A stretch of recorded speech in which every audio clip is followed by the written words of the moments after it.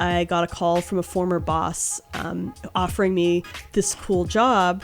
And I said, the job sounds cool, but I'm moving to San Francisco. Is there any way I could have the job and move to San Francisco?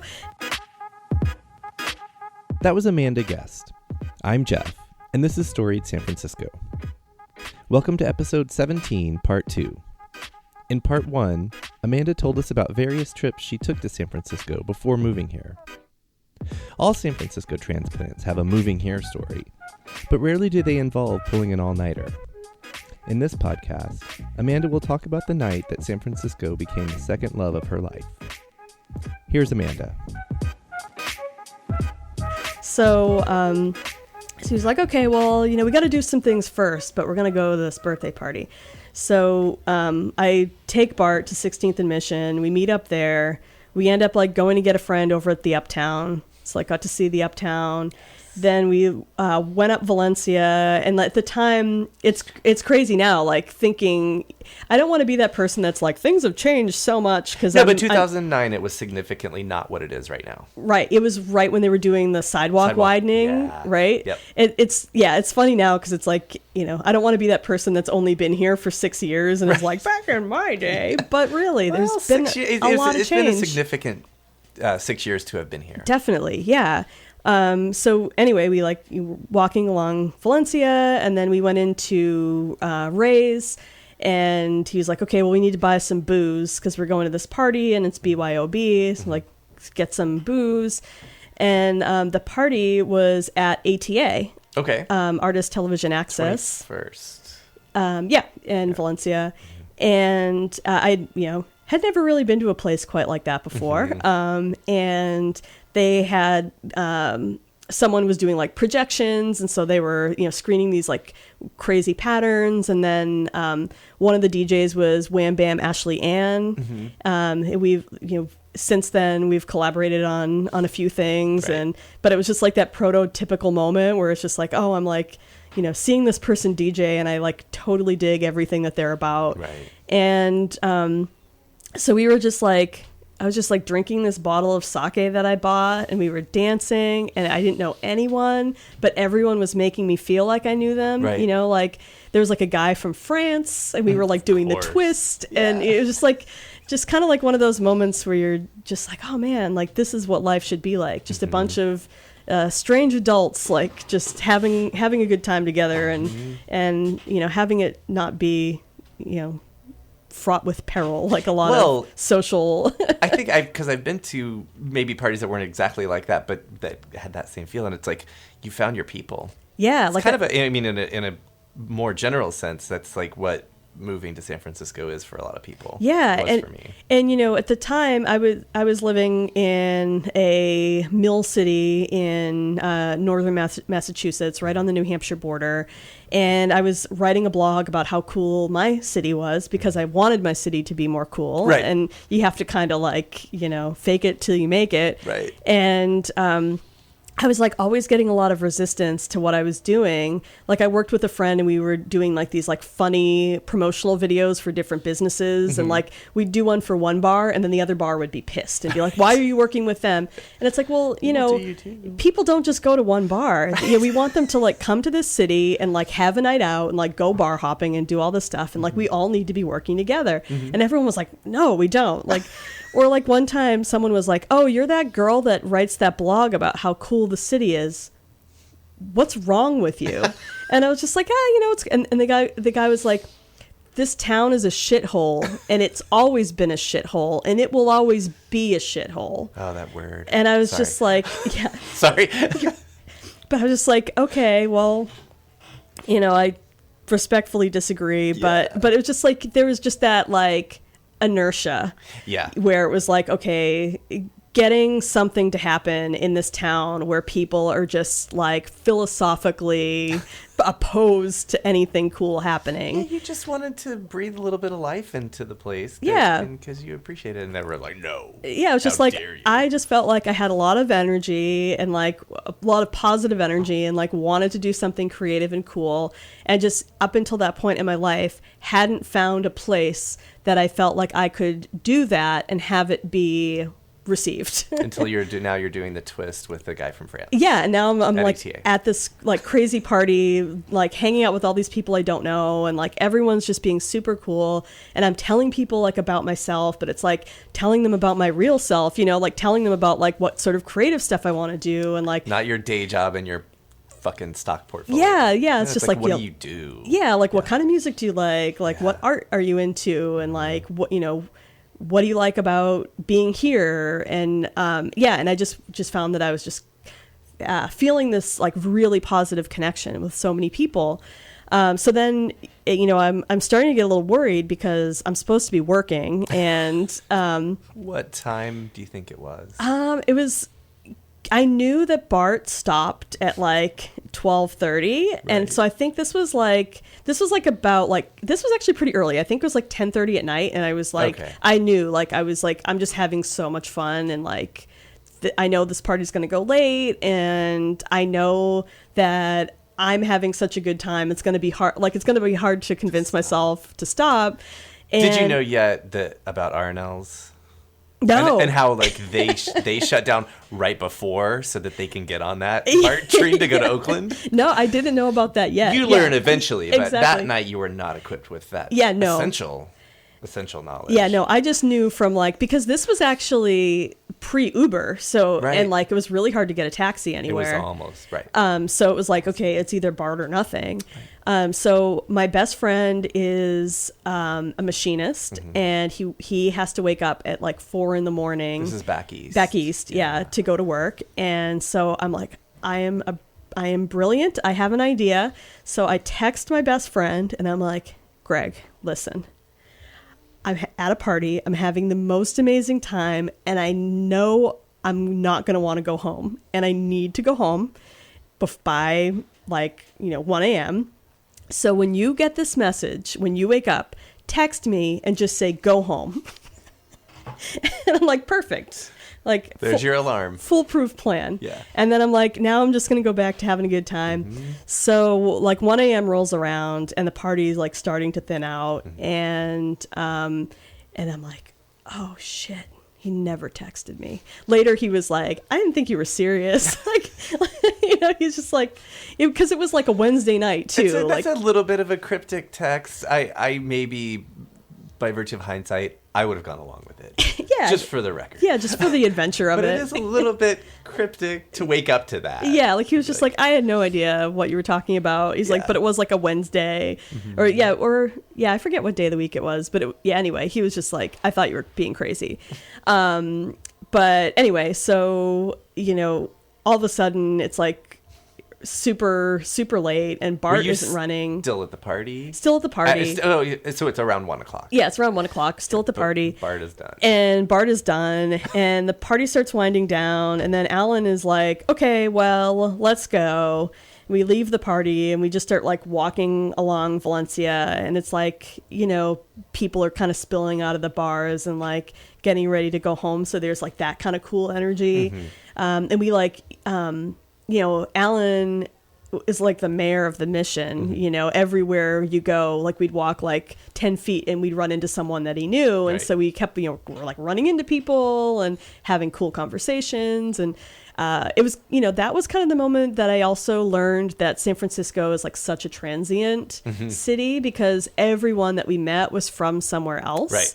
Which I think is one of the things that, that I think is great about mm-hmm. the city, because it's just ever changing and evolving.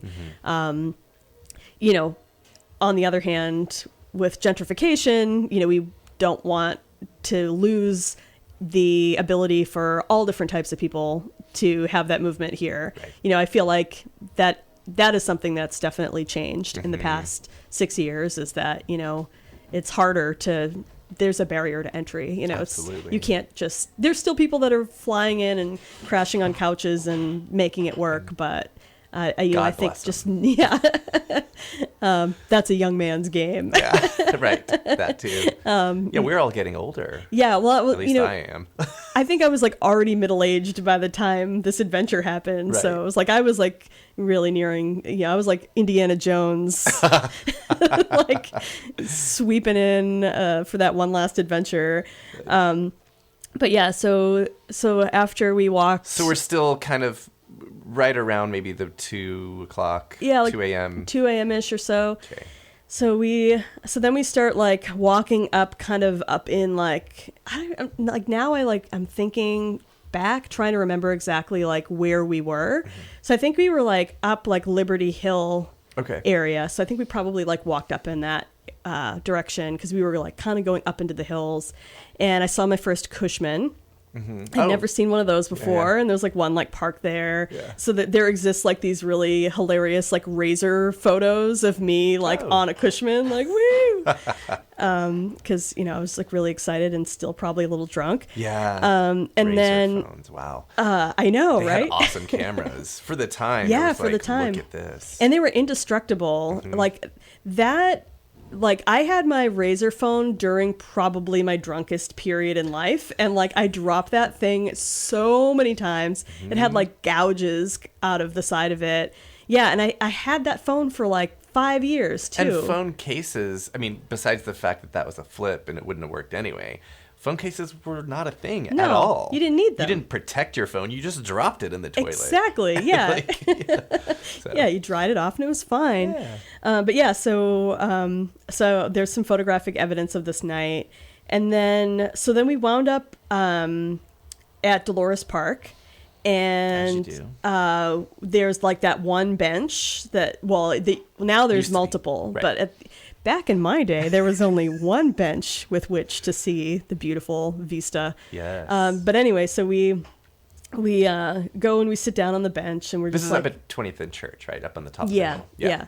And we're just like looking out over the park and looking out over, the beautiful downtown, which is where I'm supposed to be in my hotel room sleeping because I have an early morning meeting. And then Alan like brings out a bottle of whiskey and we're just like sitting there drinking this bottle of whiskey. And then finally he's like, oh, I know what we can do.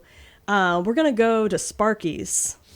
And right. so it was like, Rip Sparky. yeah. I was actually just talking to someone about this the other day. Like, luckily we still have Orphan Andy's because otherwise, like, where would we drunkenly stumble to at 3 a.m. when we like need a milkshake? The now corpse of the Lucky Penny. So that was Oh, another yeah. good one for the northern and western areas and taxi drivers and that kind of thing. Yeah. But yeah, it's we have limited options for 24-hour living here. Yeah, it's crazy considering that San Francisco is a big city and we don't have that. And a young city. Yeah. Still relatively young. Yeah, we have a new DJ that just moved here from Athens, Georgia, and he was like, "There's like more of a late night scene in Athens, Georgia, than there is in San Francisco." Okay, and now I was I'm like, just sad. The flip side of that is I do remember one time going out in New York City and having a really great time, and all of a sudden it was 4 a.m. and I was just like, "What the what?" Yeah. But anyway, so we went to Sparky's, we got milkshakes and hung out, and then Alan was like, the BART starts running again at 6 a.m. So it was like, we were almost there. And we wound up, after we hung out at Sparky's for a while, and then we kind of like walked through the Castro, and then we walked like back down into the Mission, and we wound up like walking back, like kind of like zigzagging through the neighborhoods to get back to 16th and Mission. And there was like a lot more street art. I really feel like I'm like doing that thing where you're like, back in the day. Do it. So like there used to just be so much more street art in the neighborhood. And so we were like walking along and he's like, look down there, like someone painted all the little, pipes to look like mushrooms. And there was, like when people that would make like the little fairy doors. And then there was the tiles that were laid out to look like Space Invaders. Oh, yeah. And oh my gosh, why can't I remember the name? Do you remember there was the artist that was going around and doing like the huge wheat pastes that it was, I forget, it was like Something Loves You, and it was just like, there was one that was like almost like They Live, where it was like a skeleton man and woman. I have to see it. I'm sure I'd recognize it if I saw it. And I remember they like put it when they had that like Levi's store pop up. That was when it had gotten like wheat pasted over, when they were like building that out, and they actually like put that behind the glass at one point, so they like brought it in. But yeah, we were just like walking around, like looking at all this street art. I also remember there was a stencil someone was doing that was like, mustache is no longer ironic. And it was like a bar handle mustache. Nice. But that was like, you know, for the time, there was like nothing like that in my town. There was like a lot of graffiti. And actually, because of that experience, when I went home, I started trying to like document more of the graffiti that was happening and started to realize that there were like several people that were like doing most of the graffiti. Right. And then I found myself like one of the few people that knew who some of the graffiti artists were, and they were like all like just kids, but they figured out that I like wasn't an arc, and they would like message me on MySpace and say like, if you go to the river and like look like, you know, this many paces under the bridge, yeah, and they would like tip me off when they like did stuff that they were proud of, and I would blog about it. The Salem Tagger Committee community, maybe committee, That's awesome. But yeah, but it was like kind of all just from the inspiration of like coming here and like having this one crazy night. And then, so we finally like stumbled to Bart. It's like 6 a.m. Bart like just opens. I get downtown, get back to my hotel. By the time I get to my hotel, it's like, I think it's like 7, and I have a breakfast with an author at 8. Oh my God. And I remember I like got back to my room and I like brushed my teeth and I laid in bed and I set my alarm for 15 minutes. Because I was like, all right, because I have more of a timer than an alarm. Yeah, right? It's like, all right, this is how much time I have. Yeah. So I took like a 15-minute power nap. The alarm goes off. I jump up. I get into the shower, and I'm just like laughing at myself because I'm like, I am entirely too old to be like in this. Because at this point, I was like 35 maybe. You must have had some adrenaline going though. Yeah, like I was just the inspiration of being here. And it was all the newness. There was just all this energy flowing through the whole night, and it was really like, it really felt like I was just having this whirlwind romance with San Francisco. Yeah. And it powered me through. I took a shower, got dressed, go down to the lobby of the hotel where I have this breakfast, and I remember like my face was just hot from like lack of sleep and like being up and drinking and like all this stuff. And I was just like, I really hope I'm holding it together. The meeting went great, and the rest of the day goes fine. It was like the day that we were like breaking down the booth, and then we had a dinner with an author that night. And after the author left and I was there with my coworkers, I was like, you guys, I have to tell you, I never went home last night. I was like, I've been up. I have not slept in over 24 hours. Like, I had this crazy night where I like went to the Mission and I went to a dance party and like sat in the park and had a milkshake at 3 a.m. and like wandered the barren city late at night, like looking at street art, and just had this incredible experience. And I was like, and now that I've survived, I'm confessing this to you. And they were just like they were like, okay, like you're crazy. Right. Like, like good for you for making it through the day. But they were just like, yeah, you're nuts.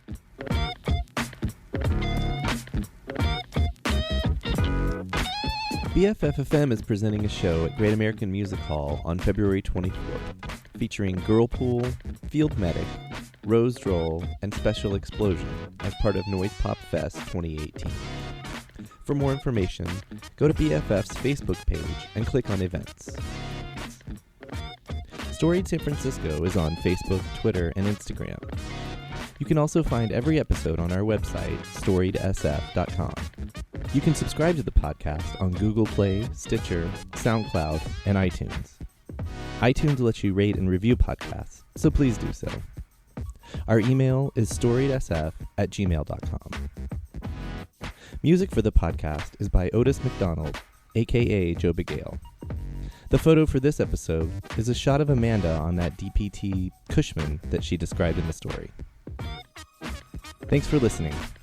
Check back next week for an all-new episode of Storied San Francisco.